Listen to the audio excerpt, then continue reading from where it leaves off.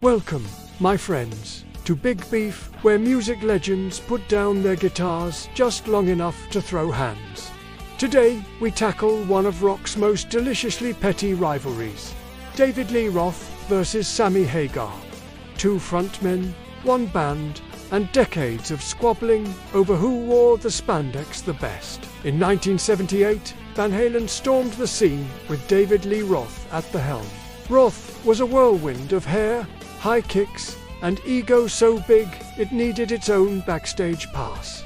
From Run-In with the Devil to Jump, Roth defined Van Halen's wild party boy image. Fans adored him. Critics tolerated him. Eddie Van Halen, however, was quietly grinding his teeth.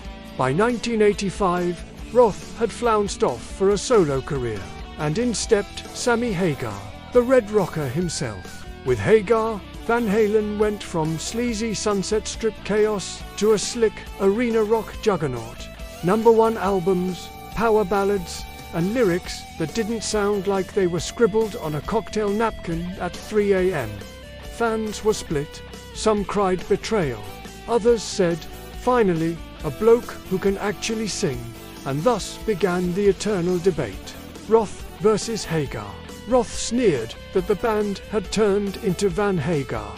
Polished, boring, corporate.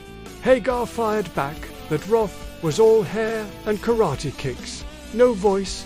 It was less about the music and more like two uncles at a barbecue arguing about who grills the best burgers. In 2002, the impossible happened. Roth and Hagar teamed up for a co-headlining tour. The idea? Print money. The reality? Catastrophe.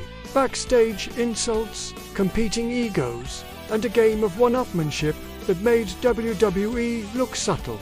By the end, they weren't just beefing, they were practically grilling each other over open flame. The jabs continued for decades. Roth mocked Hagar's tequila business. Hagar called Roth's vocals toast. Fans picked sides, with debates raging in comment sections. To this day, mention Roth or Hagar in a rock bar and you'll start a brawl quicker than shouting "Freebird." So, who really won? Roth had the flash, Hagar had the pipes. Van Halen thrived with both, and crumbled without either. Perhaps the truth is this. Van Halen's real legacy is the fact that two grown men turned a band feud into a lifelong soap opera.